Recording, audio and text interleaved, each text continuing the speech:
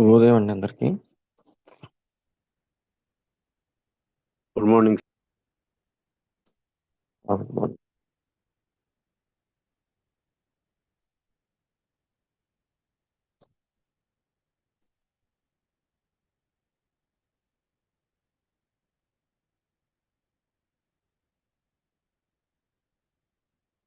శుభోదయం డాక్టర్ గారు. శుభోదయం. నిన్ననే అంటే గౌతమ్ కాల్ చేసి చెప్పాడు. జస్ట్ ఏం లేదు, అక్యూట్ కేసు గురించి ఒకటి డిస్కస్ చేసుకున్నాం.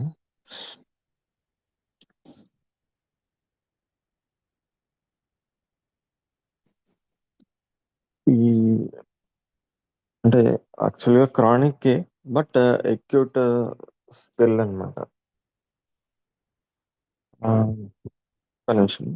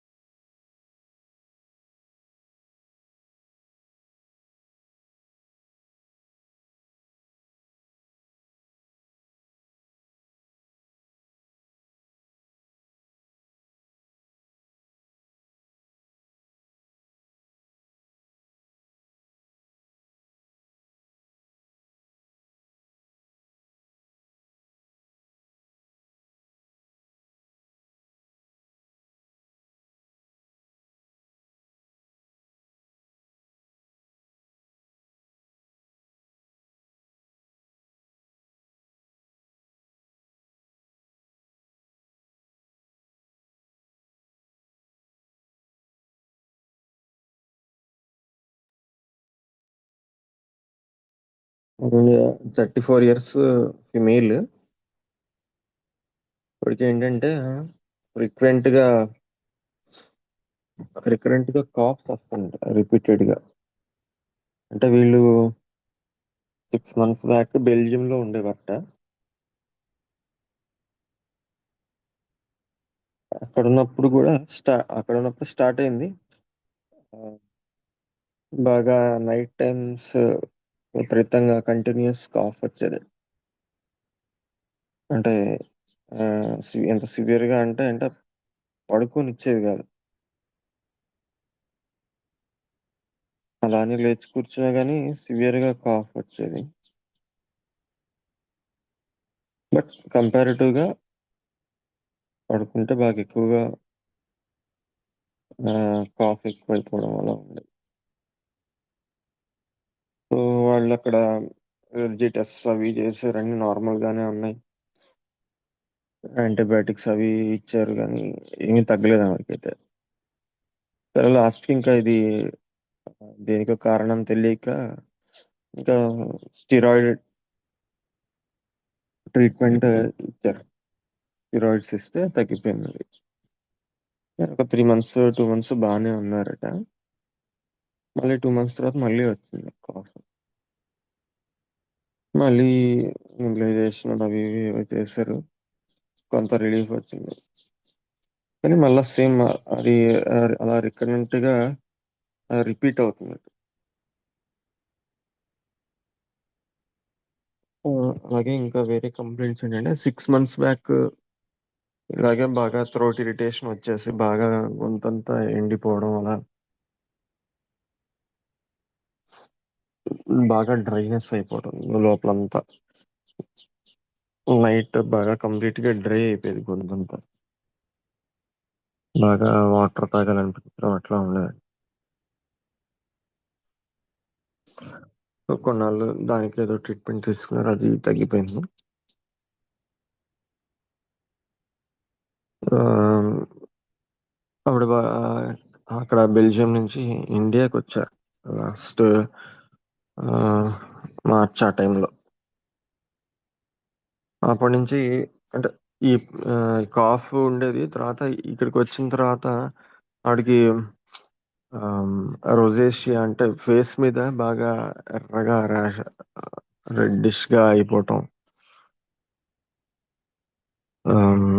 కళ్ళ దగ్గర, నోస్ దగ్గర, ఎక్కువ చీక్స్ ఇదంతా కూడా బాగా రెడ్ గా అయిపోవడం, బాగా మంట, దురద రావడం.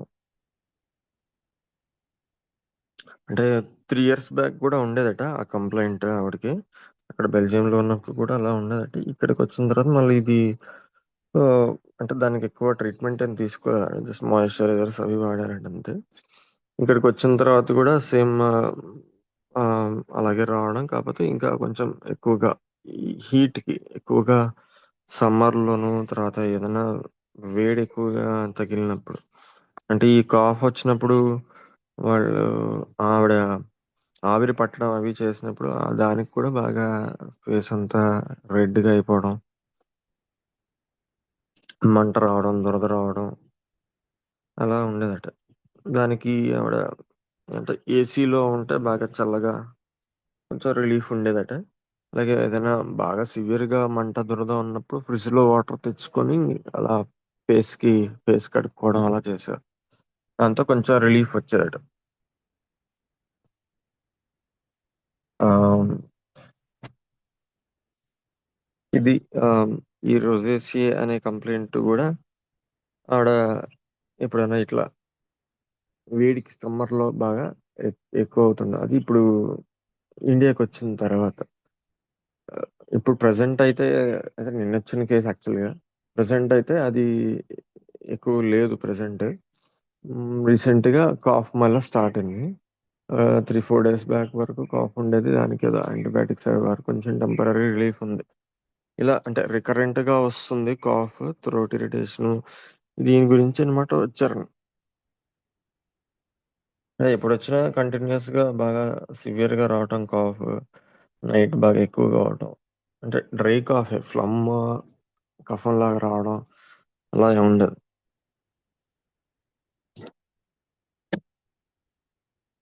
సో ఇలా ఉన్నప్పుడు అసలు కాజేషన్ ఏంటి అనేది అడిగాను, ఎప్పటి నుంచి స్టార్ట్ అయింది ఏంటి అనేది. అంటే ఇది అక్కడ బెల్జియంలో ఉన్నప్పుడే స్టార్ట్ అయిందని చెప్పి అన్నారు. స్పెసిఫిక్ గా ట్రిగరింగ్ ఫ్యాక్టర్ ఏంటి అనేది కూడా చెప్పలేదు ఆవిడ. అంటే దీని వల్ల ఇట్లా వచ్చింది అని కానీ అలా ఏమీ స్పెసిఫిక్ కాజ్ చెప్పలేదు ఫస్ట్. తర్వాత ఇంకా హిస్టరీలో తనకి అంటే చిన్నప్పటి నుంచి కూడా కొంచెం సైనసైటిస్, అంటే ఈ మ్యాక్సిలరీ సైనస్ ఫ్రీక్వెంట్ గా చల్లదనానికి ఎక్స్పోజ్ అయినప్పుడల్లా నోస్ బ్లాక్ అవ్వడం, సైనస్ దగ్గర పెయిన్ రావడం ఇలా ఉండేది. అది చిన్నప్పుడు ఉండేది. గ్రాడ్యువల్ గా ఏజ్ పెరిగిన తర్వాత తగ్గింది మేడం.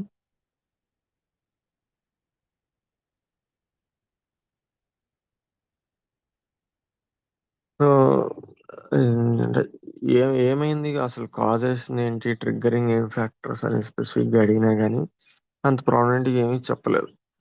సరే, ఆమ్, ఇంకా అసలు అంటే అసలు ఏదో ఒక స్పెసిఫిక్ గా జరిగి ఉండొచ్చు కదా, ఏదైనా తన హిస్టరీ లైఫ్ లో, ఆ, అంటే మెంటల్ ట్రామా ఏదైనా జరిగి ఉండొచ్చు అనే ఉద్దేశంతో అడిగాను అనమాట. అంటే ఏమైనా జరిగిందా ప్రీవియస్ గా, ఏదైనా స్ట్రెస్ ఫీల్ అయ్యారా, ఏదైనా సిచ్యువేషన్స్ లో వర్రీ అవ్వడం, బాగా ఏమైనా టెన్షన్ పడడం, అలాంటి సిచ్యువేషన్స్ ఏమైనా జరిగాయా. అంత ఏమీ లేదని చెప్పింది ఆవిడ. అంటే అలాంటి సిచ్యువేషన్స్ ఏమీ లేవు, జరగలేదని చెప్పింది. ఆ, సరే, ఇంకా ఏం చేయగా కామ్గా ఉన్నాను. ఆ, అర్థం కావట్లేదు అంటే ఏం అడగాలి ఇంకా నెక్స్ట్ అనే ఉద్దేశంలో అర్థం కాక కామ్గా అలా వెయిట్ చేస్తుంటే, సరే ఇంకా ఆవిడ చెప్పింది, "ఆ, ఏమన్నా అవుతుందేమోననే భయం ఉంటుందండి నాకు. అంటే ఈ హెల్త్ ఇష్యూ ప్రొలాంగ్ అవుతుందేమో అన్నప్పుడు దాని గురించి భయం వేస్తుంటుంది" అని అలా అలా చెప్పింది అనమాట. అంటే నేను ఏదో సమ్ స్ట్రెస్ఫుల్ సిచ్యువేషన్ లో ఉండొచ్చు. దాని నుంచి తనకి ఈ కంప్లైంట్ వచ్చిండొచ్చు అని నేను అనుకోని నేను క్వశ్చన్ అడగడం జరిగింది. యాక్చువల్ గా అదేమీ లేదు. కానీ అంటే అదే ఆవిడకి గుర్తులేదో మరేమో చెప్పడానికి అయితే దానికి హెజిటేట్ చేశారు. అదేమీ చెప్పలేదు. తను కొన్నిసార్లు మనం ఈ పాయింట్స్ మిస్ అయిపోతాం. అంటే ఇప్పుడున్న హెల్త్ ప్రజెంట్ కండిషన్ గురించి వాళ్ళు ఏం వర్రీ అవుతున్నారు, వాళ్ళ పర్సెప్షన్ ఏంటి అనేది కూడా మనం యూజువల్ గా అడుగుతుంటాం. అంటే ఇప్పుడు ప్రజెంట్ ట్రిగ్గరింగ్ ఫ్యాక్టర్ తనకి ఏదైతే హెల్త్ ఇష్యూ ఉందో దాని గురించి ఆ, వాళ్ళు ఏం ఫీల్ అవుతున్నారు, వాళ్ళు ఏం పర్సీవ్ చేస్తున్నారు, దాన్ని ఎలా తీసుకుంటున్నారు అనే విషయం యూజువల్ గా మనం అడుగుతుంటాం. ఆ, దీని గురించి మీకేమనిపిస్తుందని కానీ అలా. సో ఈ కేసులో నేను అలా అలా క్వశ్చన్ అడగలేదు.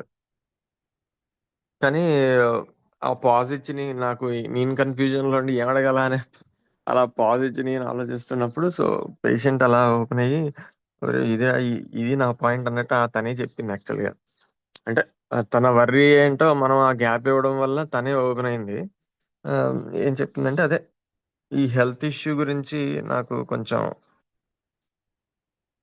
భయం వేస్తుంటుందండి. అదే ఇది ఎక్కువగా ప్రొలాంగ్ అవుతున్నప్పుడు అది మ్, భయం అవుతుంది. అంటే ఆవిడకి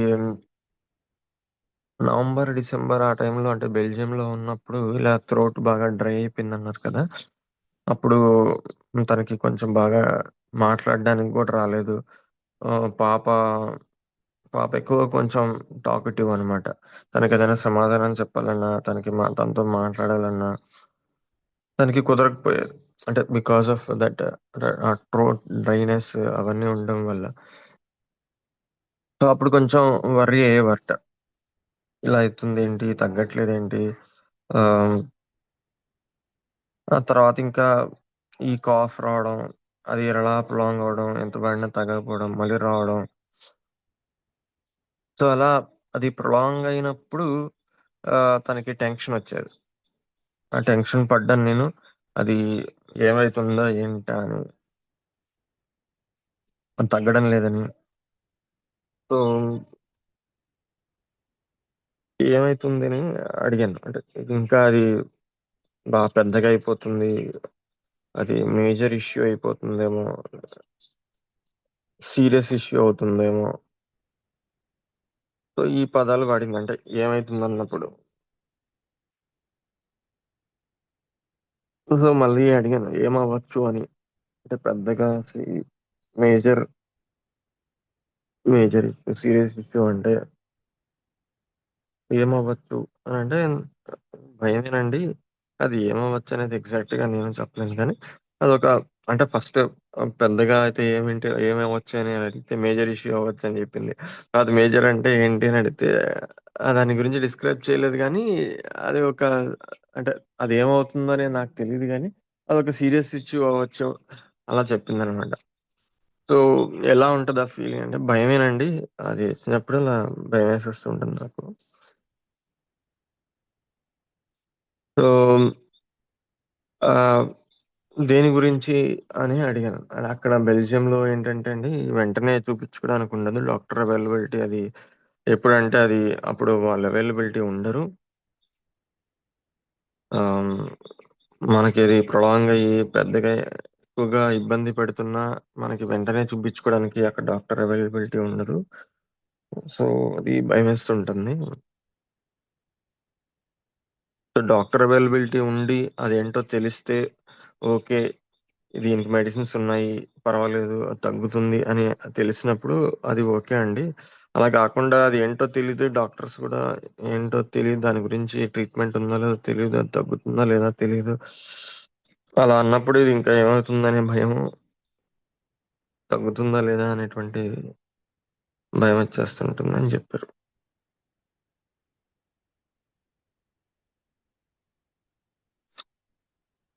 సో ఇది ఆవిడ చెప్పిన పాయింట్. సో నేను ఇంకా కొంచెం అడిగాను.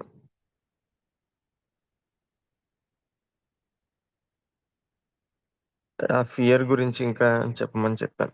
ఇంకేమన్నా ఫియర్స్ ఉన్నాయా? లేపోతే ఆవిడ బాగా ఎప్పుడన్నా బాగా ఫ్రైట్ అంటే బాగా భయపడిన సిట్యుయేషన్స్ ఏమన్నా ఫేస్ చేశారా? అసలెందుకు ఇలా అంటే ఓన్లీ హెల్త్ గురించేనా? ఇంకేమన్నా ఫియర్స్ ఉన్నాయా? అనే విషయం గురించి కూడా అడుగుతాను. ఆవిడ అప్పుడు చెప్పిందనమాట. ఏంటంటే, నాకు చిన్నప్పటి నుంచే బాగా ఆహ్, భయం ఉండేదండి. చిన్నప్పుడు గూడా నిద్దట్లో ఉలిక్కిపడి లేచేదాన్నట. నిద్దట్లో కలవరించడం, అరిచేదాన్నట. అమ్మ వాళ్ళు చెప్పేవారు.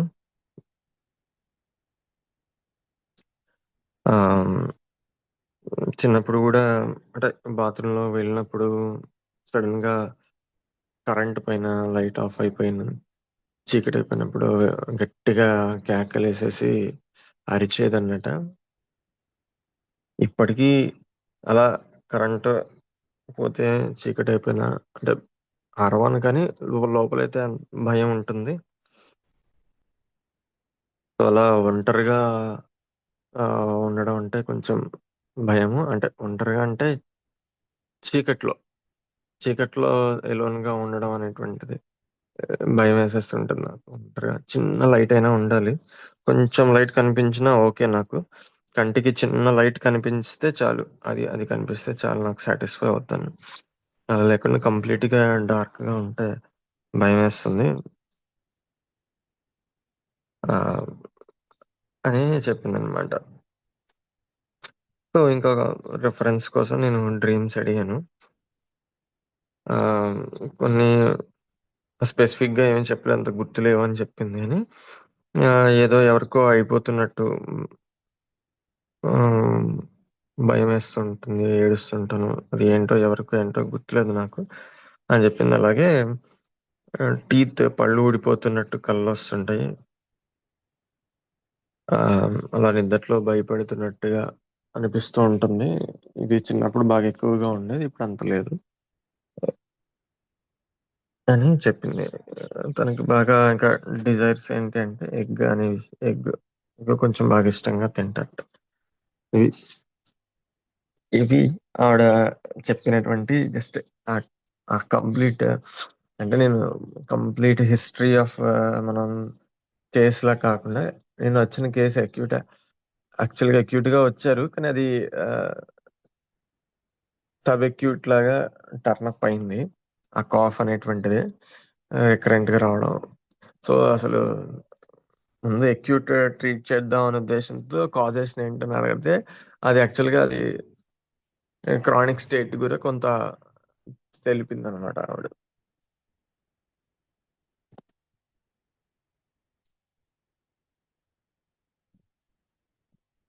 ఇది కేసు. సో, మీ ఇన్‌పుట్స్ ఏమన్నా ఎవరైనా ఐడియా ఉంటే చెప్పండి. ఇది తెలిసిన రెమెడీ ఈజీ‌గా చెప్పొచ్చు. సేమ్ ఇలాంటి కేసే ఇంకొకటి యూఎస్ కేసు రీసెంట్‌గా అంటే ఇది ఎందుకు మీకు చెప్తున్నానంటే రీసెంట్‌గా నిన్న, మొన్న సేమ్ అలాగే సేమ్ ప్యాటర్న్‌తో వచ్చిన కేసెస్ వచ్చాయి. సో, అందుకని నాకు ఇది డిస్కస్ చేస్తే బెటర్ అనిపించి చెప్తున్నాను. ఇది కూడా సేమ్ ఇలాంటి కేసే. ఆహ్, ఇంచుమించు సేమ్ కేస్ అన్నట్టు.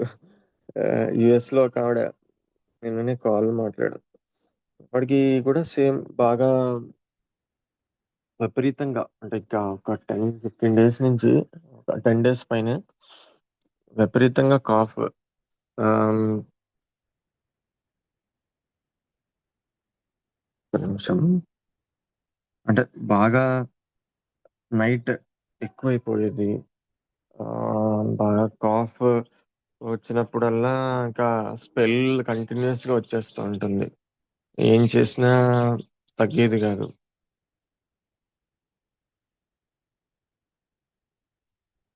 ఆవిడకి కూడా అంతే. ఎలా ఎలా ట్రిగ్గర్ అయింది ఏంటి అనేది గూడా ఏమి స్పెసిఫిక్‌గా తెలీదు. అంటే వేరే వాళ్ళు ట్రీట్ చేశారు కొన్ని రోజులు. ఆహ్, బట్ ఏం ఏమిచ్చినా మెడిసిన్ కొంత కొంచెం బెటర్ అనేది లేపోతే ఏమీ తగ్గలేదనేవారు. ఆహ్, day time continuous, night time continuous అలా కాఫ్ వచ్చేసేదట.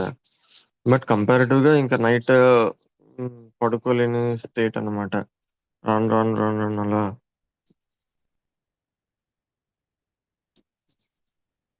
రోజు రోజుకి అది పెరిగిపోయేది. సో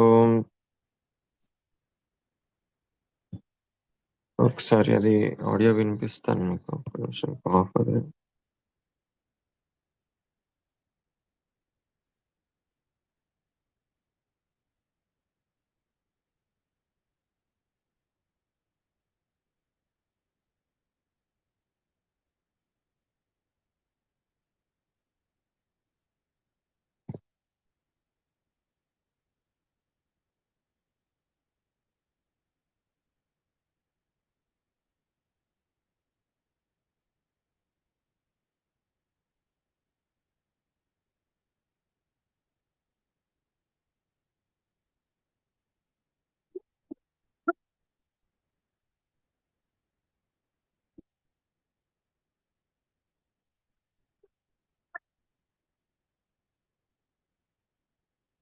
ఆ, వినిపించిందా అండి? హలో. లేదు సార్. కాఫ్ ఎలా? ఆడియో వినిపించలేదా? రాలా.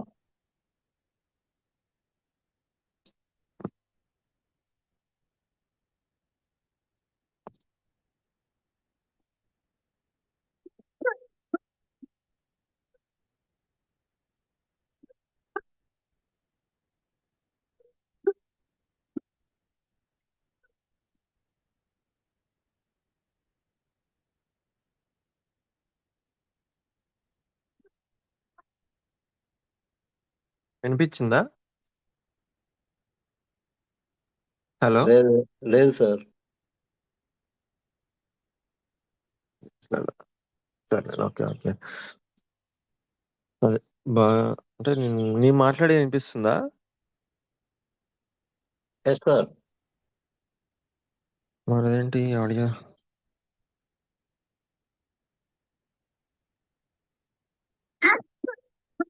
హలో. ఆ, కొంచెం వినపడినట్టు అనిపించింది.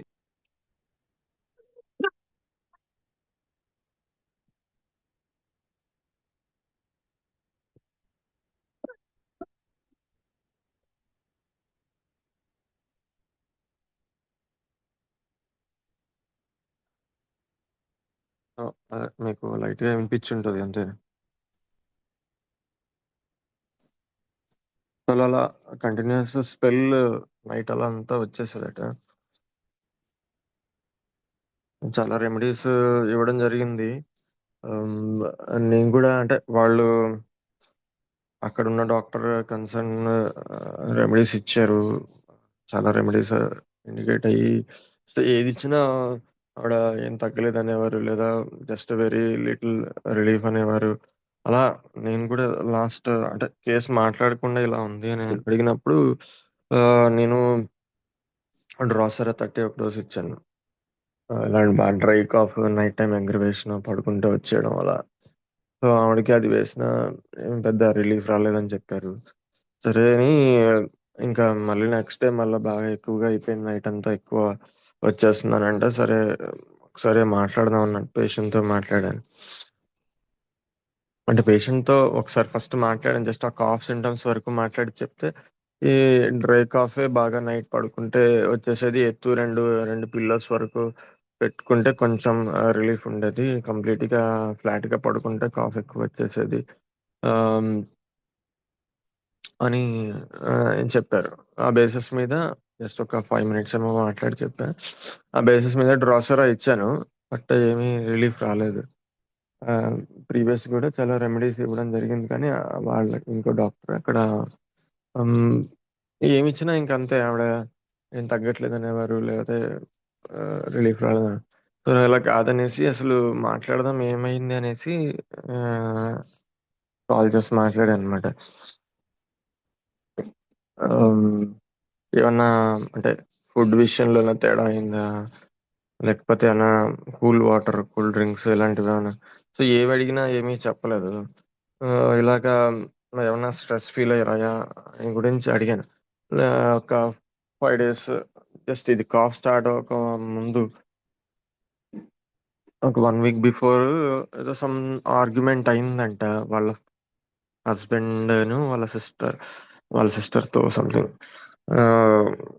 అంటే తనేమి అనకుండానే ఆ ఇష్యూలో తనని బ్లేమ్ చేసినట్టుగా అన్నారట.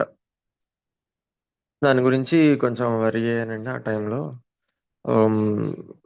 బట్ నేను అది కూడా అంత పెద్దగా తీసుకోలేదు. ఆ టైంలో కొంచెం బాధ అనిపించింది.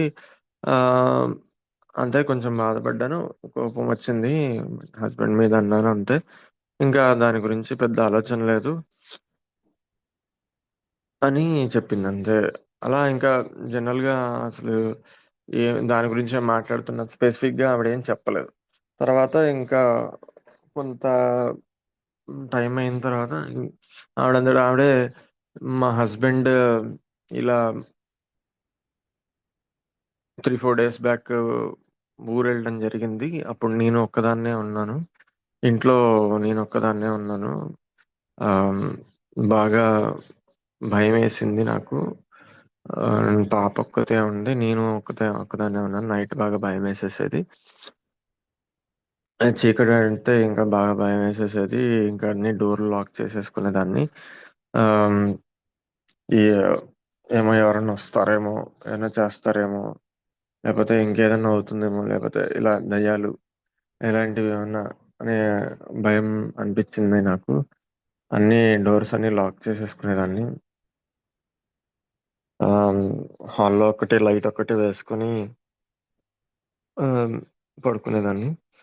అలా బాగా భయపడ్డాను.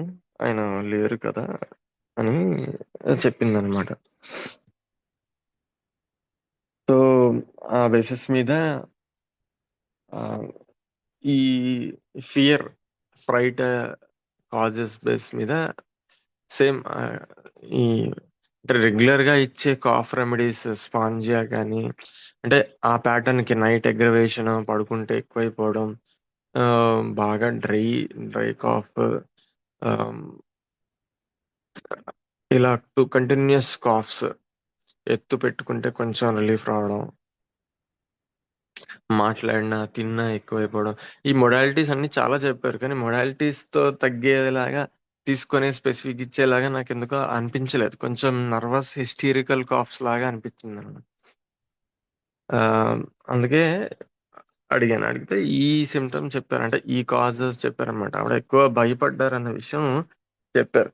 ఆ తర్వాత ఇది ఆ జరిగిన ఒక 4-5 డేస్ 3 డేస్ తర్వాత ఆవిడకి ఈ కాఫ్ రావడం, కాఫ్ నైట్ బాగా ఎక్కువైపోవడం ఆ, అనేది జరిగింది. సో ఈ 2 కేసెస్ కూడా సేమ్ ఇదే ప్యాటర్న్ లో వచ్చాయన్నమాట రీసెంట్ గా.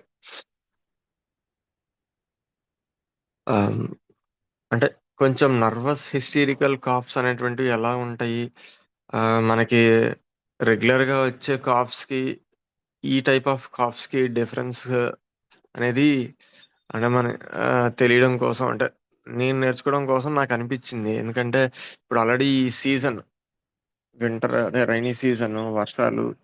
సో కొంత కోల్డ్ వచ్చి, లేకపోతే సోర్ థ్రోట్, అంటే ముందుగా కొంత గొంతు పచ్చి చేస్తుంది, ఆ తర్వాత స్లోగా ముక్కు కారటం, లేకపోతే స్లోగా కాఫ్ స్టార్ట్ అవడం అలా జరుగుతున్నాయి ఇప్పుడు కేసెస్.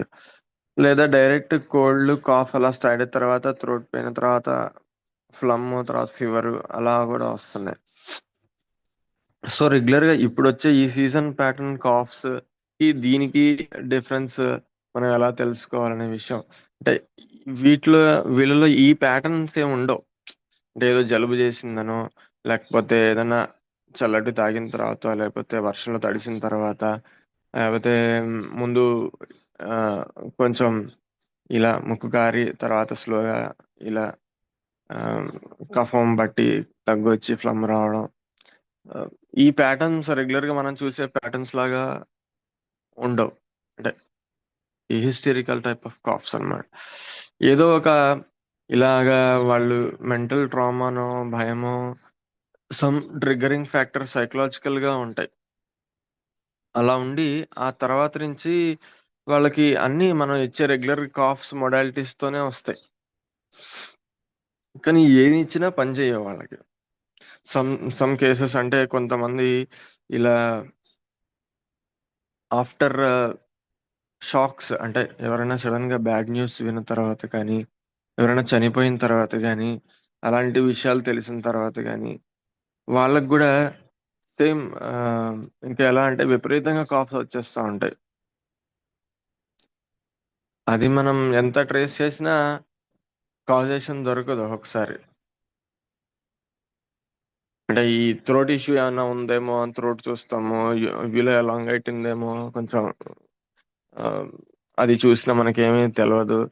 సో ఇలాంటి రెగ్యులర్ గా మన కాఫ్ రిలేటెడ్ గా ఏం చేసినా మనకి దొరకవు. సో అలాంటప్పుడు మనం ఎలాగా అంటే ఈ సైకలాజికల్ గా ఏమన్నా ఉన్నాయా, డిస్టర్బ్ అయ్యారా, అలాంటి ట్రిగ్గరింగ్ కూడా చూసుకోవాలి మనం. అలా ఆ డిఫరెన్సియేషన్ కోసం ఈ 2 కేసెస్ నాకు డిస్కస్ చేయాలనిపించింది.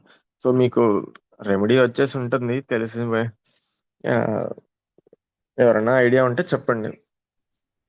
స్ట్రామోనియం. కరెక్ట్ రెమెడీ అండి. అంటే సెకండ్ కేసులో నేను ఇప్పుడు యుఎస్ కేసు అని చెప్పాను చూడండి, అది ఆడియో అనిపించింది. ఆ కేసులో నేను అంటే హయస్యామస్ ఇచ్చాను. అంటే ఇదంతా హిస్టరీ తెలియకమున్నప్పుడే ఆ, ఒక డోస్ ఇచ్చాను హయస్యామస్. అంటే హయస్యామస్ లో కూడా సేమ్ టైప్ ఆఫ్ కాఫ్ ఉంటుంది. అంటే నైట్ అగ్రవేషన్ బాగా ఉంటుంది వాళ్ళలో, పడుకోలేరు, నైట్ పడుకున్నప్పుడు విపరీతంగా కాఫ్ వచ్చేసి ఉంటుంది.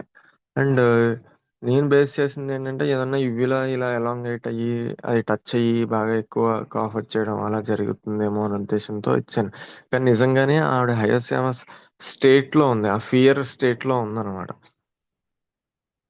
అది ఇచ్చిన తర్వాత కూడా వెంటనే దీంతో నాకు ఏం తగ్గలేదని చెప్పారు. కానీ నేను ఆ 1 డే గ్యాప్ ఇచ్చి మళ్ళీ కంప్లీట్ గా మాట్లాడాను. ఆల్మోస్ట్ 45 minutes మాట్లాడాను.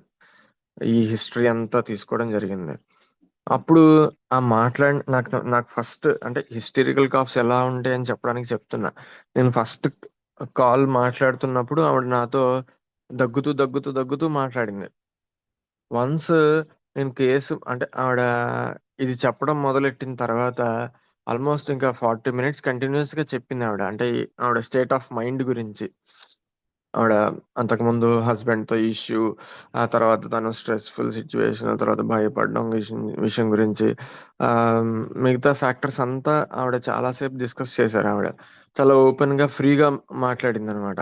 ఆ మాట్లాడిన 40 నిమిషాలు ఆవిడ అసలు తగ్గలేదు. అంతకుముందు ఫస్ట్ నేను మాట్లాడినప్పుడు డ్రోసరా ఇచ్చినప్పుడు కూడా దగ్గుతూ, చాలా అంటే మాట్లాడడానికి కూడా చాలా దగ్గుతూ దగ్గుతూ ఫ్రీగా మాట్లాడలేకపోయింది అనమాట. ఇప్పుడు కూడా అంత సివియర్ గా దగ్గుతూనే స్టార్ట్ చేసింది.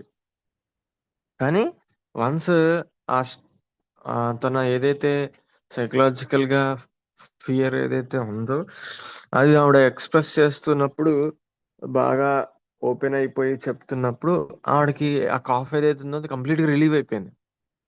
నేను లాస్ట్ లో అడిగాను, "అమ్మ, మరి స్టార్టింగ్ నాతో మాట్లాడడానికి కూడా మాట్లాడలేకపోయారు, మాట్లాడుతుంటే కాఫ్ వచ్చేసేది" అన్నారు. అప్పుడు యాక్చువల్గా ఆవిడ వాళ్ళ ఆ సాఫ్ట్వేర్ జాబ్ అట్టుంది, నేను మీటింగ్ లో ఉన్నానండి, నేను ఒక 10 నిమిషాలకు చేస్తాను అని చెప్పి మళ్ళీ చేసింది. అప్పుడు చేస్తూ నేను మీటింగ్ లో ఉన్నానండి, ఇదే నాకు ఇబ్బంది అవుతుంది, మీటింగ్ లో మాట్లాడాలన్నా బాగా కాఫ్ వచ్చేస్తుంది అని చెప్పి అలా మొదలెట్టి దగ్గుతూ నాతో మాట్లాడడం మొదలెట్టింది. చివరికి కేసు అంతా హిస్టరీ అంతా మాట్లాడి చివరికి 40 minutes తర్వాత, అండి మరి స్టార్టింగ్ లో ఇలా బాగా దగ్గుతూ మాట్లాడారు కదండి, ఇప్పుడు ఇంతసేపు మాట్లాడారు నాతో, ఒక్కసారి కూడా అదేనండి ఏంటో నాకు చాలా రిలీఫ్ అయిపోయినట్టు ఓపెన్ గా చెప్పేసరికి మరి ఏమో నాకు ఇంత కాఫ్ రాలేదు, అసలు అసలు ఆ 40 minutes కాఫే లేదు. అంటే ఇలా ఉంటాయి అనమాట నర్వస్ హిస్టీరికల్ కాప్స్ అంటే. వాళ్ళకి మనం ప్యాథాలజీ ఏమైనా ఉందేమో, లోపల అది ఉందా ఇది ఉందా ఏమో అని చెక్ చేసినా ఏం ఉండదు. ఉమ్, వాళ్ళు ఏదైతే సైకలాజికల్ గా ఫియర్, ఫ్రైట్, గ్రీఫ్ ఏదైనా అది ఉంది, అది వాళ్ళకి తెలియకపోవచ్చు, దానివల్ల ఇది వస్తుందని తెలియదు వాళ్ళకి. సో అది ఉన్నప్పుడు వాళ్ళు దాని నుంచి రిలీఫ్ అవుతాయి. అంటే ఈవెన్ మనం ఆ డైవర్షన్ అయినా కానీ వాళ్ళకి కాఫ్ తగ్గిపోతుంది. అదే జరిగింది ఈ కేసులో. ఆవిడతో నేను ఎప్పుడైతే మాట్లాడడం జరుగుతుందో ఆ మాట్లాడినంత సేపు దాని నుంచి ఆవిడ ఆ ఆ సైకలాజికల్ ఫియర్ స్ట్రెస్ ఏదైతే ఉందో దాని నుంచి కొంచెం ఆవిడ ఓపెన్ అయ్యి ఫ్రీ అయ్యారు. ఎప్పుడైతే అది ఫ్రీ అయిందో ఆటోమేటిక్ గా ఇక్కడ కాఫ్ అనేది తగ్గిపోయింది. సో ఆ డైవర్షన్ వాళ్ళకి లభించినప్పుడు కూడా కాఫ్ తగ్గిపోతుంది మందు వేయకుండా కూడా. బట్ అది ఎక్కువసేపు ఉండదు. అప్పుడు అందుకే మనకి మెడిసిన్ అవసరం అవుతుంది. సో నేను ఇంకేమి ఇవ్వలే, అది మాట్లాడిన తర్వాత తగ్గిపోతుందండి, ధైర్యంగా ఉండండి, భయపడకండి అని చెప్పా. ఇచ్చేసి ప్లాసిబో అనేది డైలీ మార్నింగ్ ఈవినింగ్ వేసుకోండి అంటే ఆ ముందు రోజే నేను బిఫోర్ డే 2 days బ్యాక్ ఆయుష్యం ఇవ్వడం జరిగింది. అందుకని మళ్ళీ ఎన్ని మందులు ఇచ్చినా తగ్గట్లేదు అని నాకు డౌట్ వచ్చి మాట్లాడితే అలా చెప్పాను. సో ఇంక అదే స్టేట్ లో ఉంది కాబట్టి అదే ఉంచాను. అయినా మర్నాడు ఏం తగ్గలేదన్నట్టే అని చెప్పింది కానీ బట్ ఇది వేసిన తర్వాత కొంచెం నాకు మైల్డ్ గా కొంచెం నేను పడుకున్నాను రాత్రిపూట. రిలీఫ్ వచ్చింది కొంచెం. అంటే ఏం లేదు, ప్లాసిబోనే అది మళ్ళీ. సో అది మనం ఏమి మాట్లాడకుండా హెవస్యామస్ ఇచ్చినప్పుడు ఏమి ఆడికి అసలు ఏం తగ్గలేదు, రాత్రంతా ఎక్కువైపోయింది నాకు ఈ మందు వేసిన తర్వాత అని చెప్పింది. నేను 2 days తర్వాత మళ్ళీ మాట్లాడి కంప్లీట్ గా డీటెయిల్ తీసుకొని ప్లాసిబో ఇచ్చిన తర్వాత తగ్గిందని చెప్పింది. అలా ఉంటాయి అన్నమాట కాఫ్స్, హిస్టేరికల్ కాఫ్స్ అలా ఉంటాయి. ఆ డిఫరెన్స్ మనకి తెలుసుకోవాలి.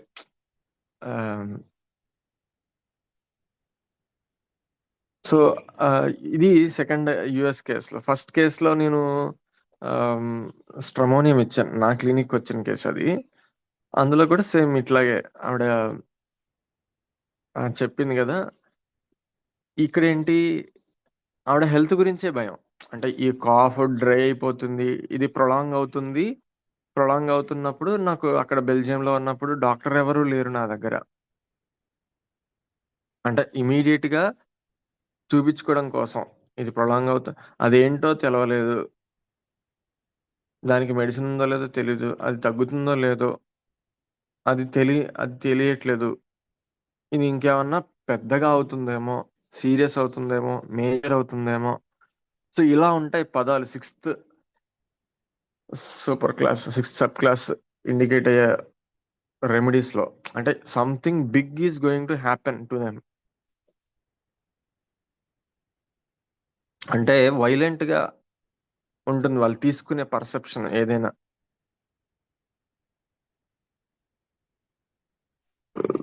వాళ్ళకి ఇప్పుడు ఇందాక ఏం చెప్పింది ఆవిడ, నాకు చిన్నప్పటి నుంచి కూడా భయం అది అండర్లయింగ్ గా ఉంది.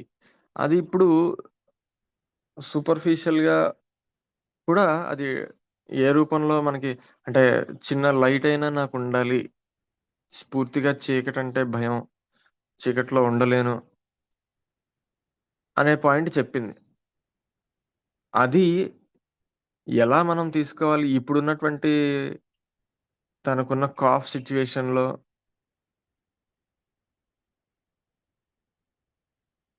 తన మాటల్లో ఆ లైట్ డిజైర్ ఫర్ అనేది ఎలా చెప్పింది ఆవిడ, ఎవరైనా చెప్పండి.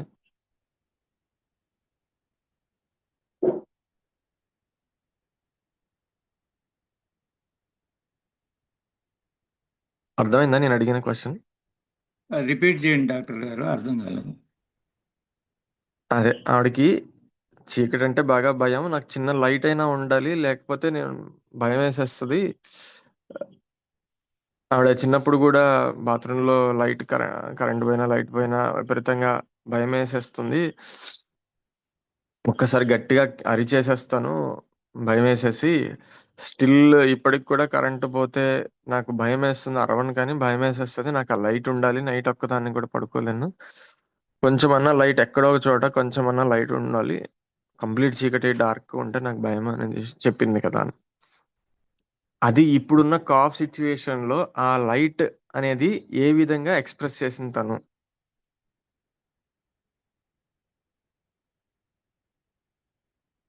మనకి light desire for, darkness fear of dark ఇలా చూస్తాం కదా రూబ్రిక్స్ లో కానీ ఇలా. ఇప్పుడు అదే కదా ఆవిడ స్టేట్, డార్క్నెస్ భయం, చీకటి అంటే బాగా భయం, ఒంటరిగా ఉండలేదు, fear alone, present darkness. Situation లో కూడా ఆమె అదే చెప్పింది కదా, డాక్టర్ అవైలబిలిటీ ఉండడం ఏదన్నా అది అయితే నేను ఏంటి. అడుగుతున్నాను Yeah. అది నేను అడుగుతున్నాను అనమాట. అది పేషెంట్ ఎలా ఎక్స్ప్రెస్ చేశారు ఆ లైట్ డిజైర్ ఫర్ అనేటువంటిది ఈ- అనేది ఆ పాయింట్ కింద అది తీసుకోవాలి మనం. అంటే ఇక్కడ ఆవిడ రియల్ డార్క్నెస్ అంటే చీకటి చుట్టూ చీకటి అయిపోతే భయపడడం అనేది అది న్యాచురల్ స్టేట్ ఆవిడకి.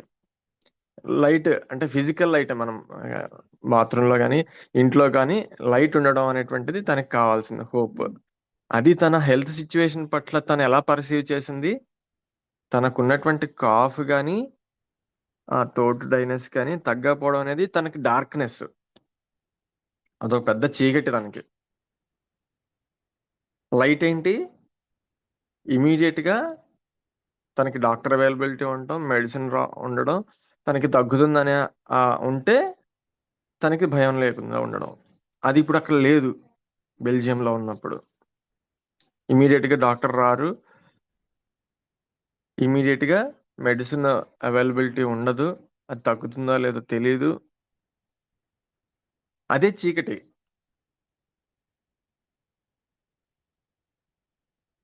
అది ఉంటే డాక్టరు మెడిసిన్స్ ఉంటే భయం ఉండదు, అదే లైట్. చూసారా? అంటే మనకి చిన్నప్పుడు ఉన్నటువంటి స్టేట్ ఎలాగ ఫిజికల్ హెల్త్ పట్ల తను అంటే అది మనకి desire for light, darkness, fear అనేటువంటి స్టేట్ ఎలా మనం తీసుకోవాలనేది నాకు అర్థమైంది. అంటే మీ అందరికి తెలిసే ఉండొచ్చు, బట్ ఆ పాయింట్ క్లియర్ గా ఈ పేషెంట్ లో నాకు అది అర్థమైంది అనమాట. రూబ్రిక్స్ పరంగా మనం తీసుకుంటూ ఉంటాం. Fear of darkness, darkness, desire to be, aversion to be alone, desire for light, ఇలా మనం తీసుకుంటాం. ఇది వాళ్ళ యొక్క ప్రజెంట్ సిచ్యువేషన్, ప్రజెంట్ హెల్త్ పట్ల కూడా ఆ లైట్ డిజైర్, ఆ డార్క్నెస్ ఫియర్ అనేది ఎలా చూస్తారనే పాయింట్ నాకు బాగా క్లియర్ గా అర్థమైంది ఈ కేసులో. అంటే రెమెడీ పక్కన పెట్టినా నాకు ఆ పేషెంట్ ఎక్స్ప్రెషన్స్ అది నాకు బాగా అర్థమైంది. ఓకే, ఇలా తీసుకోవాలి అనేటువంటి స్టేట్. తనకున్న కాఫే ఆ డాక్టర్ లేక అదంతా ఒక పెద్ద అది ఆ ఫియర్ ఆఫ్ డార్క్నెస్ కూడా మిగతా రెమెడీస్ లో కూడా ఉండొచ్చు, కానీ ఎలా తీసుకుంటుంది ఒక పెద్ద ఇష్యూ, పెద్ద మేజర్ ఇష్యూ, సీరియస్ ఇష్యూ కింద తీసుకుంటా. అది super class indication. 6th violence గా తీసుకోవడం అనేటువంటిది.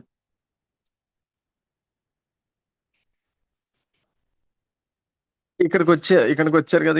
ఇక్కడైతే ఇండియాలో అయితే కొంచెం ఎప్పుడంటే అప్పుడు మనం టెస్టులు చేసుకోవచ్చు, డాక్టర్స్ ఉంటారు, ఏ మెడిసిన్ అంటే ఆ మెడిసిన్స్ మనకు అవైలబిలిటీలో ఉంటే మెడికల్ షాప్ లో అయినా తీసుకోవచ్చు. సో ఇది లైట్, సో అక్కడ డార్క్నెస్. సో అలాగా నాకు అర్థమైంది. సో అందుకని ఇక్కడ ఈ కేసులో ఏంటంటే హయాస్యామస్ కాకుండా స్ట్రమోని ఇవ్వడం జరిగింది ఈ కేసులో.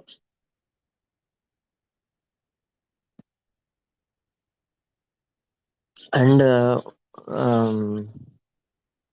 ఇందాక చెప్పిన కేసులో కూడా సేమ్, ఆ యుఎస్ కేసులో కూడా నైట్ బాగా ఫ్రైట్ఫుల్ డ్రీమ్స్, ఎవరో పరిగెత్తిస్తున్నట్టు, ఇలాంటి ఎప్పుడైతే ఖచ్చితంగా ఆ సైకలాజికల్ ట్రామా, ఫియర్ ఉందో అది డెఫినెట్ గా డ్రీమ్స్ లో కూడా రిఫ్లెక్ట్ అవుతుంది. ఎవరో తరుముతున్నట్టు అలాగా ఈ కేసులో కూడా అలాగే వచ్చాయి, కానీ ఆవిడ పూర్తిగా చెప్పలేకపోయింది. కానీ అలా భయపడి ఉలిక్కిపడి లేవడం, అది ఏ అన్ని ఏరియాస్ లో అది ప్రజెంట్ హెల్త్ సిచ్యువేషన్ లో రిఫ్లెక్ట్ అవుతుంది, తన డ్రీమ్ లోనూ రిఫ్లెక్ట్ అవుతుంది. అది ఎక్యూట్ అవ్వచ్చు, సబ్ ఎక్యూట్ అవ్వచ్చు, క్రానిక్ అవ్వచ్చు.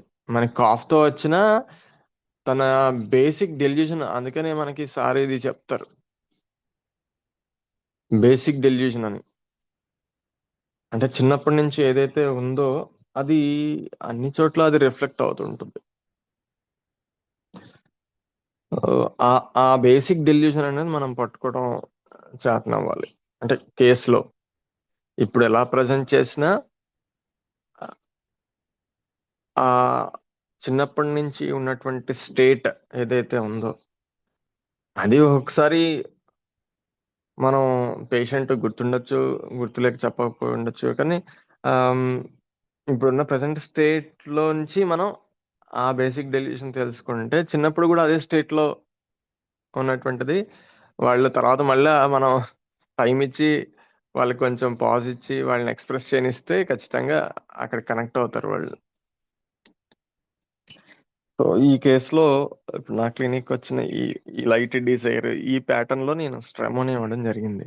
ఇందాక యుఎస్ కేసులో హయోస్యామస్ ఇవ్వడం జరిగింది. సో అలా వాళ్ళకి ఆ, ఈ నర్వస్ హిస్టీరికల్ కాఫ్స్ జనరల్ మనకు వచ్చేటువంటి ఈ సీజన్ లో రైనీ సీజన్ లో వచ్చేటువంటి సోర్ థ్రోట్ వల్ల వచ్చే కాఫ్స్ డిఫరెన్సియేషన్ అనేటువంటిది మనం చేసుకుంటే బెటర్ గా మనం ఎగ్జాక్ట్ రెమెడీ ఇవ్వగలుగుతాం ఇలాంటి కేసెస్ లో. సో అది నాకు అనిపించి డిస్కస్ చేయాలనిపించింది. సో ఎవరికైనా ఏదైనా డౌట్స్ ఉంటే చెప్పొచ్చు. మీరు హయోస్యామస్ రెమెడీ చదువుకుంటే కూడా కాఫ్ గురించి బాగా ఇస్తారు, హిస్టీరికల్ కాఫ్స్. అందులో కూడా ఈ కొండ నాలుక పెరిగి అది టచ్ అయ్యి పడుకోగానే వెంటనే కాఫ్ వచ్చేస్తూ ఉంటుంది. మేడం నైట్ అంతా పడుకోలేరు, లేచి కూర్చోవాల్సి వస్తుంది, అంత సివియర్ కాఫ్స్ వస్తాయి హయోస్యామస్. ఇలాగా ఏమి మనం కాజేషన్ తెలుసుకోలేకపోయినా జస్ట్ ఆ వ్యూలో ఎలాంగేట్ అయ్యి టచ్ అయ్యి వచ్చే కేసెస్ లో అంటే వేరే రెమెడీస్ కూడా ఉంటాయి, యూరోమెక్స్ అని డ్రాసెరా అని ఇలాగా. బట్ కొన్ని కొన్ని కేసెస్ లో ఇంత హిస్టరీ తీసుకోకపోయినా జస్ట్ హయోస్యామస్ 30 అలా ఇచ్చిన కేసెస్ లో కూడా అంటే కేవలం బేసిస్ అంటే ఆ కొన్ని నాలుగు పెరిగి టచ్ అయ్యి నైట్ పడుకోగానే వచ్చే కేసెస్ లో నేను చెప్పాను. అంటే మిగతా హిస్టరీ ఏముండదు అంత పెద్దగా. ఆ, అలా ఇచ్చిన కేసెస్ లో కూడా హయోస్యామస్ తో తగ్గిన కేసెస్ ఉన్నాయి. కానీ ఇది chronic state, sub acute state లో ఉంది కాబట్టి ఖచ్చితంగా మనం హిస్టరీ తెలుసుకొని రెమెడీ ఇస్తేనే కంప్లీట్ గా తగ్గుతుంది. అలాంటి కేసెస్ కూడా మనం ఆ, అంటే ఈ పాస్ హిస్టరీ అంతా మనం తీసుకుంటే తప్ప ఈ అక్యూట్ స్పెల్ కూడా ఒక్కొక్కసారి మనం ఎగ్జాక్ట్ రెమెడీ ఇవ్వడం జరుగుతుంది, లేకపోతే మిస్ అయిపోతాం. చాలా రెమెడీస్ ఇచ్చారు ఆ, ఆ, కానీ దేంతోనూ రిలీఫ్ రాలేదు. అలా ఉంటాయి ఈ హిస్టరికల్ కాఫ్స్ అనేవి. సో ఏదైనా డౌట్ ఉంటే అడగండి, లేకపోతే ఏదైనా మీ ఎక్స్పీరియన్సెస్ ఏమైనా ఉంటే బిట్టే చెప్పొచ్చు ఇలాంటి కేసెస్ లో. అర్థమైంది అనుకుంటున్నాను నేను.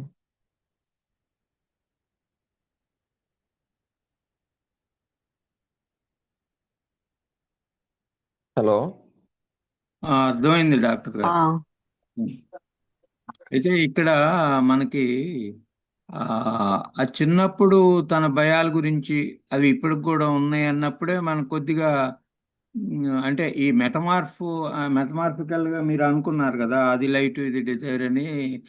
అంత మాలాంటి వాళ్ళకి గుర్తు రాకపోయినా ఆ చెప్పిన దాన్ని బట్టి స్ట్రామోనియంకి వెళ్ళిపోవటానికి అవకాశాలు ఉన్నాయండి. వాళ్ళు చిన్నప్పుడు కళ్ళ గురించి అది నాకు ఇప్పుడు కూడా అట్లాగే ఉంది. తర్వాత భర్త దగ్గరగా లేడు, భర్త దూరంగా వెళ్ళినప్పుడు ఒంటరిగా ఉన్నప్పుడు చీకట్లోనే నాకు ఈ విధంగా దగ్గు వస్తుంది అని చెప్పిన కూడా మనం ఆ ఆ చీకటి లైట్ కంపల్సరీగా ఉండాలి. ఈ రెండు అంశాలు ఆ స్ట్రామోనియంని సూచించినాయి అని నేను అనుకున్నానండి, అందువలన చెప్పాను. అవునా.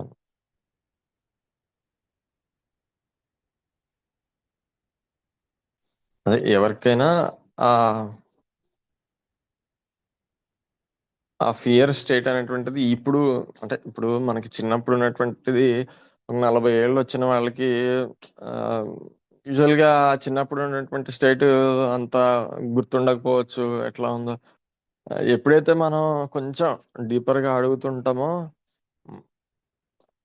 చిన్నప్పుడు ఎలా ఉండేవారనే క్వశ్చన్ మనం అడిగినా, లేదా చిన్నప్పటి నుంచి ఏమన్నా మీకు ఏమన్నా భయాలు ఉండేవా, ఎందుకని అర్థమైపోతుంది మన కేసు.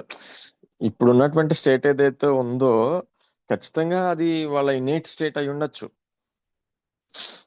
మనం అలా తెలుసుకోవడం కోసం అడగడంలో తప్పేం లేదు. అంటే మీరు చిన్నప్పుడు ఎలా ఉండేవారని కానీ, చిన్నప్పట్లో ఉండేటువంటి భయాలు ఏమైనా ఉండేవా అని కానీ, చిన్నప్పుడు వచ్చినటువంటి కళలు ఏమైనా గుర్తున్నాయి ఎలా వచ్చేవి కానీ, సో ఇలా అడిగినప్పుడు ఖచ్చితంగా వాళ్ళు దానికి ఆ పేస్ లో ఉంటే కనుక సింక్ అయితే కనుక ఖచ్చితంగా వాళ్ళకి ఇప్పుడు మనం మామూలుగా కళ్ళు ఏమొస్తాయని అడిగినప్పుడు వాళ్ళు ఏం చెప్పరు. కానీ కొంచెం ఈ ఈ భయం ఇవన్నీ చెప్పిన తర్వాత కొంచెం ఆ స్టేట్ లో సింక్ అయిన తర్వాత ఖచ్చితంగా మళ్ళీ మనం చిన్నప్పుడు కానీ అడిగితే చిన్నప్పుడు కళ్ళు అడిగినా చెప్తారు వాళ్ళు. అవునండి, నాకు గుర్తొచ్చింది చిన్నప్పుడు నేను బాగా భయపడేదాన్ని, మా అమ్మ వాళ్ళు ఇలా చెప్పారు, నేను ఉలిక్కి పడేదాన్ని. ఇంకా చెప్తారు ఎలా అంటే వాళ్ళు ఆమ్, ఈ స్ట్రామోనియం కేసెస్ అయితే గనక వాళ్ళు హెర్సియామస్ కూడా మోస్ట్లీ స్ట్రామోనియం వాళ్ళు ఎలా అంటే ఇంకా పక్కన ఆ, అటు ఇటు తల్లిదండ్రులు ఉండి మధ్యలో పడుకుంటారు వీళ్ళు పిల్లలు. అండ్ ఒక చెయ్యి పక్కన టచ్ ఉండాలి వాళ్ళకి. క్లింగింగ్ అంటారు చూడండి, అలా ఉంటది. క్లింగింగ్ అనే పదానికి అది అర్థం. ఆ భయం ఉంటుంది వాళ్ళకి. ఇప్పుడు అదే పెద్ద అయింది అనుకోండి, అంటే చిన్నప్పుడు ఆ స్టేట్ ఉంటది ఏంటి, పక్కన ఎవరు లేకపోయినా లైట్ లేకపోయినా భయపడిపోతారు, పడుకోలేరు. ఏం లేకపోయినా ఒక బొమ్మ అయినా పట్టుకొని పడుకుంటారు. మోస్ట్ గా ఎక్కువగా చెప్పేది ఏంటంటే అమ్మాయి ఒక్కటి బెడ్ మీద ఉండదని ఖచ్చితంగా నేను వాళ్ళ నాన్నో లేకపోతే ఈవెన్ ఆ ఒక బెడ్ చివరకు కూడా పడుకోదండి, ఇద్దరం పక్కన ఉంటే మధ్యలోనే పడుకుంటది ఎప్పుడు. అలాంటి కేసెస్ కూడా ఉన్నాయి చెప్పినాయి. అటు ఇటు ఉంటే మధ్యలో పడుకుంటుంది ఎప్పుడు, ఒక చెయ్యి తన మీద పెట్టుకుంటది ఎవరిదో ఒకరి చెయ్యి. అదే లైట్ డిజైర్, అదే క్లింగింగ్ అంటే. ఒక పక్క మదర్ పడుకొని అటు పక్క ఇంకో లేకపోయినా భయం, పడుకోలేదు. ఇప్పుడు ఇది చిన్నప్పుడు ఉందనుకోండి, ఇది పెద్ద అయిన తర్వాత ఎలా రిఫ్లెక్ట్ అవుతుంది? పెద్ద పెళ్ళి అయిపోయి వాళ్ళకి పిల్లలు పుట్టారు అనుకోండి, ఇదే అమ్మాయికి. ఇప్పుడు చిన్నప్పుడు అయితే చిన్నపిల్లలాగా పక్కన తల్లిదండ్రులు చేయి పట్టుకుంది మధ్యలో పడుకుంది. ఇప్పుడు ఈవిడే పెద్ద అయింది, పెళ్ళి అయింది, పిల్లలు కూడా పుట్టారు అనుకోండి, ఎలా ఉంటది ఆ స్టేట్? తనేమి పక్కన మధ్యలో ఉండి అటు ఇటు పిల్లల్ని పెట్టుకొని తన మధ్యలో పడుకోవడం అట్లా ఉండదు కదా. అదే ఆ ఎక్స్ప్రెషన్ మారుతుంది అంతే. ఫిజికల్ గా అలా చెయ్యరు కానీ అది ఆ, ఈ రూపంలో ఎక్స్ప్రెస్ అవుతుంది. అంటే ఒక డాక్టర్ రూపంలో, డాక్టర్ చెయ్యి పట్టుకున్నా అంటే డైరెక్ట్ చెయ్యి పట్టుకోవడం కాదు. డాక్టర్ నాకున్నాడు, మందులు ఉన్నాయి నాకు, లేకపోతే హస్బెండ్ ఉన్నాడు, ఇలా రిఫ్లెక్ట్ అవుతుంది. ఇది అమ్మ నాన్న పక్కన మధ్యలో పడుకోవడం అనేటువంటిది. డాక్టర్ ఒక పక్కన, మందులో ఒక పక్కన, లేదా హస్బెండ్ ఒక పక్కన, లేదా డాక్టర్ మనకి ఎప్పటికంటే అప్పుడు అవైలబిలిటీ ఉంటాడు, మందులు మనకి ఎప్పుడంటే అప్పుడు అవైలబుల్ ఉంటాయి, మధ్యలో నేనున్నా, నాకే భయం లేదు. ఇలా రిఫ్లెక్ట్ అవుతుంది. అంతేగాని బెడ్ మీద నేను హస్బెండ్ పక్కన, పిల్లలు పక్కన, మధ్యలో నేను పడుకుంటా అలా చెప్పరు ఇంకా. సో ఆ స్టేట్ అనేటువంటిది ఇన్నేట్ గా ఉంటది, కానీ ఎక్స్ప్రెషన్స్ మారుతా ఉంటాయి పెద్ద అయిన తర్వాత సిచ్యువేషన్స్ బట్టి. అది మనం కోరిలేట్ చేసుకుంటే ఖచ్చితంగా ఇప్పుడు ఈ స్టేట్ చెప్తుందంటే చిన్నప్పుడు ఆ స్టేట్ ఉన్నట్టు అర్థమైపోతుంది కదా. అంటే అది ఎక్స్పీరియన్స్ కొద్దీ మనం చూసే కేసెస్ పెరుగుతుంటే మీకు అర్థమైపోతుంటది. ఓకే, ఇప్పుడు ఇలా క్లింగింగ్ గా ఉంది, డాక్టర్ పట్ల మెడిసిన్స్ పట్ల ఇంత క్లీన్ గా ఉంది, ఇంత భయపడుతుంది, ఖచ్చితంగా ఆ డిజైర్ అనేటువంటిది, ఆ లైట్ అనేటువంటిది కోరుకుంటుంది అంటే చిన్నప్పుడు ఆ స్టేట్ ఉందేమో లేదో.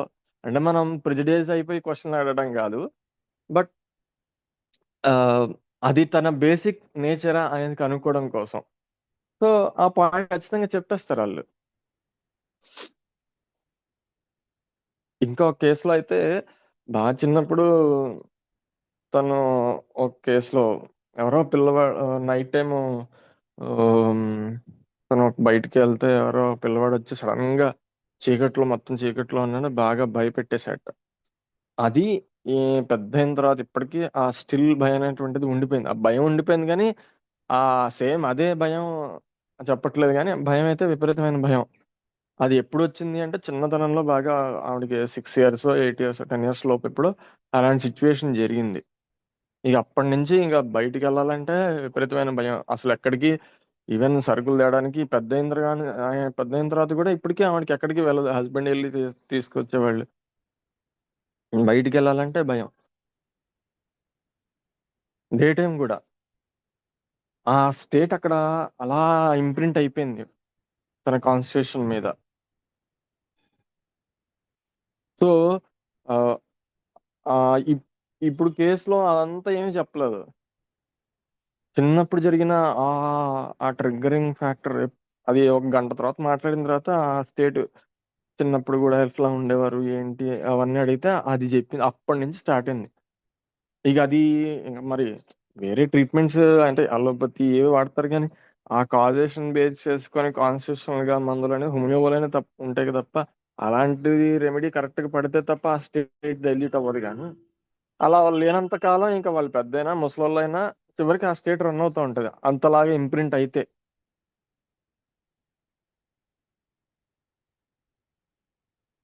అలా ఉండిపోతుంది అనమాట ఆ ఫియర్ అనేటువంటిది.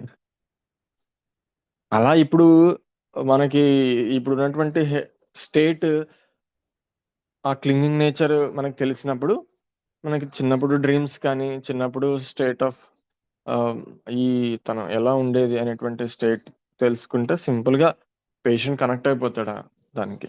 కనెక్ట్ అయిపోయి వాళ్ళే చెప్పేస్తారు. అదే ముందు అడిగా అనుకోండి నాకేం గుర్తులేదండి చిన్నప్పుడు మామూలుగానే ఉండేది అలా చెప్తారు. ఆ సింక్ అవ్వాలి మనం.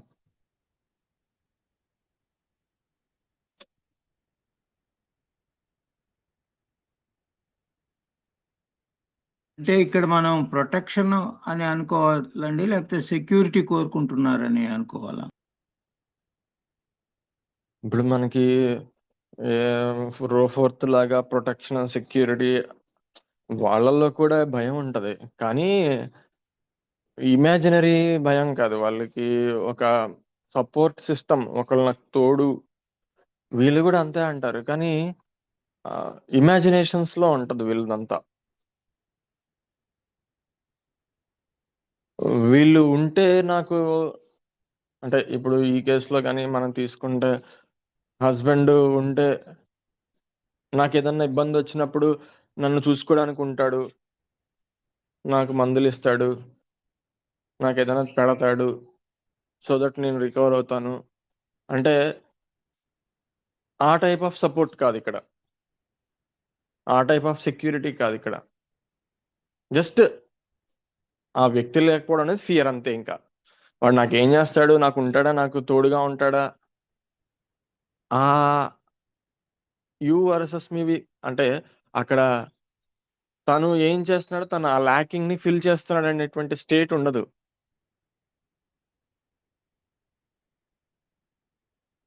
అవే క్యాలిస్ లో అయితే కనుక వాళ్ళు ఇలా చెప్తారు. గబుక్కున ఆయన మరి ఊరు వెళ్ళాడు కదండి, నాకేదన్నా ఏదో వచ్చినా లేదా పిల్లకి ఏదన్నా వచ్చినా ఇమీడియట్ గా హాస్పిటల్ తీసుకెళ్లాలన్నా మరి తను ఉంటాడు కదా, ఏదైనా మెడిసిన్స్ ఏమైనా తేవాలన్నా నేను బాగాలేకపోయినా సిక్ అయినా నాకు చేసి పెట్టడానికైనా సో ఆయన ఇలా ఉంటే నాకు తోడు ఒక ధైర్యం ఉంటుంది, అండగా ఉంటారు. లేకపోతే తల్లిదండ్రులు ఉన్నా నాకు కొంచెం భయం ఉండదు, వాళ్ళు చేసి పెడతారు చూసుకుంటారు అనేటువంటి ధైర్యం ఉంటుంది నాకు. వాళ్ళు ఒకసారిగా ఊరు వెళ్ళారు అన్నప్పుడు నాకు భయం వేసేస్తుంది. ఎందుకని భయం? ఈ సపోర్ట్ నేను కోల్పోతాను కాబట్టి. సపోర్ట్ ఉంటే ఆ భయం ఉండదు. అలా చెప్తారు క్యాలిస్ ఆ గ్రూప్ వాళ్ళు. సో నాలో అది లేదు, నాకు అది కావాలి ఆ సపోర్ట్. సేమ్ ఇలాగా అందుకని బట్ ఈ ల్యాకింగ్ గెయినింగ్ అనేటువంటి ఈ విధంగా చెప్పరు వాళ్ళు. వాళ్ళ పర్సెప్షన్ సొలనేసి ఫ్యామిలీ పర్సెప్షన్ వేరే ఉంటది. Something huge is going to violence is going to happen, then they react violently అంతే. ఆ పర్సన్ వల్ల ఆ సిచ్యువేషన్ వల్ల నాకు ఇది నాకు వాళ్ళు ఉంటే ఒక సపోర్టు. సో ఈ టైప్ ఆఫ్ అనే ప్యాటర్న్ లో ఉండదు వాళ్ళది. సూపర్ క్లాస్ లోనే ఆ డిఫరెన్స్ మనకి వాళ్ళ మాటల ద్వారా తెలిసిపోతుంది. వాళ్ళు ల్యాకింగ్ అనేది మీరు అన్నట్టు ఫోర్త్ లో తెలుస్తుంది, వీళ్ళు ఆ మాట అనరు అని ఏదో జరిగిపోతుంది, పెద్ద జరిగిపోతుంది అంటే అనేది మీరు ఒకసారి చెప్తారు. పదాలు వాడచ్చు కానీ మనం ఆ పదం గురించి అంటే సపోర్ట్ అనే పదం వాడచ్చు ఒక్కొక్కసారి, బట్ దాని వెనకాల వాళ్ళ పర్సెప్షన్ ఏంటో మనం తెలుసుకోగలగాలి. అది అవునండి. ఇది మనకి సొలనేసిలో చూసినప్పుడు అది తెలుస్తుంది. అది దీనికి దానికి అవును. డిఫరెన్స్ తెలుస్తుంది. అంటే మీరు అన్నట్లు కొంచెం ఎక్కువ కేసులు చూస్తే తొందరగా గుర్తుకు పెట్టగలము. ఆ, తక్కువ కేసులు తెలిసిపోతుంది. అయితే కొంచెం ఎక్కువ టైం తీసుకుంటుంది. కానీ ఆ రెండింటికి చాలా క్లియర్, ఫోర్త్ రోకి దీనికి అవునవును. Clear and difference. వీటన్నిటికంటే ఇంపార్టెంట్ ఏంటంటే పేషెంట్ చెప్పే విధానం. అసలు మీకు సొలనేసి వాళ్ళు చెప్పే విధానంలో ఒక మినరల్ ఫోర్త్ రో చెప్పే విధానంలోనే మనం పట్టుకోవచ్చు. సేమ్ వర్డ్స్ కానీ ఇష్యూ కానీ అదే అయి ఉండొచ్చు, కానీ హౌ దే ఆర్ ఎక్స్ప్రెసింగ్ అనే దాని పట్ల మనం అబ్జర్వేషన్ చేస్తే ఫిజిషియన్ ఖచ్చితంగా ఆ డిఫరెన్స్ తెలుస్తుంది. అసలు అందులోనే కీ ఉంటది. ఒక స్ట్రక్చర్డ్ వేగా చెప్తాడు ఫోర్త్ రో వాడైతే. ప్లాంట్ కి ఆ స్ట్రక్చర్ అనేటువంటిది ఉండదు. ఆ కింగ్డమ్ వేరియేషన్ తెలిసిపోతుందండి. అది అది కరెక్ట్. అది మనం పేషెంట్ చెప్పే విధానం, ఎక్స్ప్రెషన్, ఫేషియల్ ఎక్స్ప్రెషన్ లో పట్టుకోవచ్చు. ఉదాహరణకు చెప్తాను ఎలా. ఇప్పుడు పేషెంట్ ఒక ఇదే భయాన్ని మనం ఒక క్లినిక్ లో కూర్చుని ఎలా అబ్జర్వ్ చేయొచ్చు అనేటువంటిది, అంటే మనం ఇంత స్టోరీ లేకుండానే మంది ఇచ్చేసేలాగా అది ఎక్స్ప్రెషన్స్ ఎలా పట్టుకోవచ్చు అనేది చెప్తానంటే, ఎగ్జాంపుల్ గా ఇంతే భయం ఇదే కాఫ్ తో పేషెంట్ వచ్చాడు అనుకోండి. ఇదే సొలనసి వాడైతే వాడు ఏం ఆలోచించాడు, ఇంకా ఎక్యూట్ ఫేజ్ లో ఉన్నాడు అనుకోండి, డైరెక్ట్ గా ఇంకో పేషెంట్ ఉన్నా, మనం ఇంకో కేసు డాక్టర్ లోపల పేషెంట్ తో మాట్లాడుతున్నా డోర్ తీసుకొని లోపలికి వచ్చేసేసి మనతో మాట్లాడుతుంటాడు, అండి ఇట్లా నాకు బాగా కాఫ్ వచ్చేసింది, కొంచెం తొందరగా చూస్తారా. సరే మనం వాడిని పిలిచి చూస్తున్నాం అనుకోండి, కుర్చీ ఎదురుంది అనుకోండి, కొంచెం దగ్గర జరుపుకుంటాడు డాక్టర్ దగ్గరికి, పక్కనే కూర్చుంటాడు. పక్కన కూర్చుని వాడు కూర్చునే విధానం కూడా ఇంకా డాక్టర్కి దగ్గరగా టేబుల్ మీద చేతులు వేసి డాక్టర్ దగ్గరగా కూర్చొని మాట్లాడడం. అంటే he needs that clinging immediate. ఆ భయం అనేది వాళ్ళలో అలా తెలిసిపోతుంది. వాళ్ళు మన లోపలికి వచ్చి కూర్చొని మనతో మాట్లాడే విధానంలో వాడు ఏంటో ఆ ఎక్స్ప్రెషన్ లో తెలిసిపోతుంది. అంటే నన్ను తొందరగా చూడండి, నాకు ఇంత భయం ఉంది అనేటువంటిది వాడు చెప్పక్కర్లేకుండా ఈ విధంగా నా ఎదురుగా టేబుల్ ఎదురుగా చైర్ ఉంటది, వాళ్ళ చైర్ ని నా పక్కకి తెచ్చుకొని టేబుల్ మీద చేతుల మీద చేతులు అంటే మామూలుగా కూర్చోవచ్చు చైర్లో వెనక అనుకొని, బట్ ముందు కొంగేసి టేబుల్ మీద కూర్చొని దగ్గరగా, ఇంకా డాక్టర్ కి దగ్గరగా ఉండాలనేటువంటి స్టేట్, ఆ క్లింగింగ్, అది ఎలా పట్టుకోవాలి ఈ విధంగా. అంటే దీని వెనకాలేంటి వాళ్ళ భయం తెలుస్తుంది.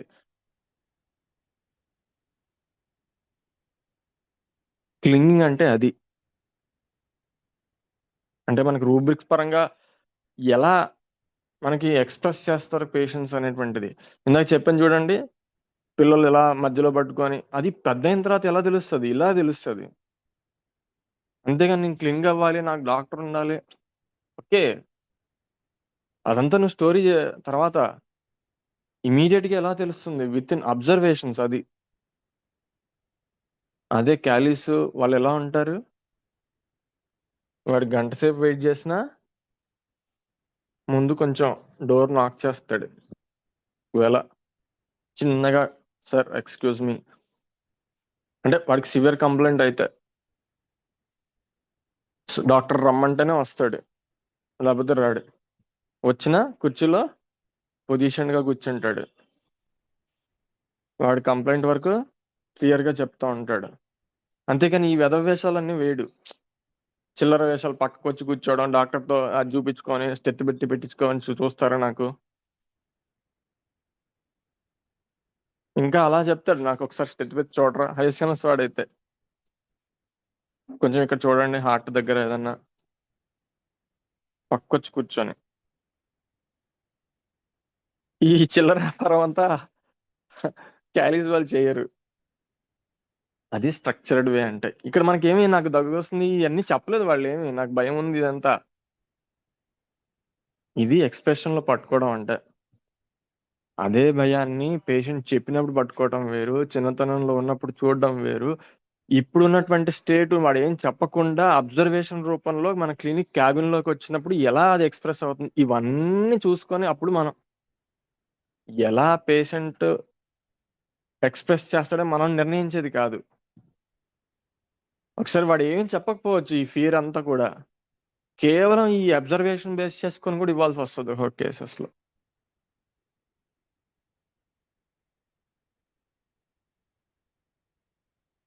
ఇదే దగ్గుతా హయస్యామస్ అయితే పక్క కూర్చొని దగ్గుతా ఉంటాం మనం మొహం మీదే.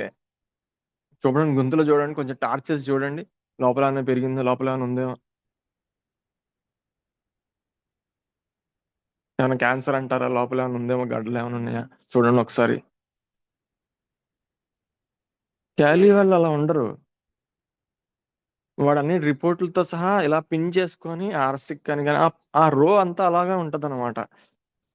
ఒక ఫైల్ పెట్టుకొని జాగ్రత్త వాడి దగ్గర పెట్టుకుంటాడు, ఇలా ఒకదాని తర్వాత ఒకదాని తర్వాత, ఇలా నేను ఈరోజు ఈ టెస్ట్ చేశాను, అలా ఉంటది స్ట్రక్చర్డ్ వేలో. మరి ఇదంతా కూడా అబ్జర్వేషన్, ఇదంతా కూడా కేస్ టేకింగ్. ఓకే అండి, చాలా సేమ్ అయిపోయినట్టు నేను ఏదో చెప్పుకుంటూ వస్తున్నాను. ఓకే, సో జస్ట్ మీరు అడిగారు కాబట్టి అది నాకు అనిపించి చెప్పాను. చాలా క్లారిటీగా చెప్పారండి. కేసు కంటే కూడా ఇప్పుడు మీరు చెప్పింది మనకు ప్రాక్టీస్లో ఎక్కువగా ఉపయోగపడుతుంది. అబ్జర్వేషన్ 70%, 30% వాడు అవును, చెప్పేదానికి ఇవ్వాలి. అవునవును, అసలు అదే ఇంపార్టెంట్ అవుతుంది. అంటే అలానే ప్రతి కేసు మనం దీన్ని దాంతో కోరిలేట్ చేసుకోవాలంటున్నాను. అది అలా ఉండాలి కేసు అంటే. బాగా చెప్పారండి డాక్టర్ గారు. Thank you. Okay okay,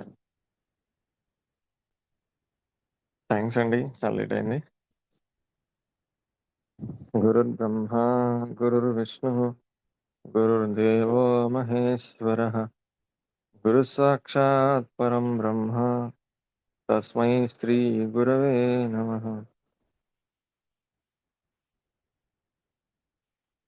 thanks అండి.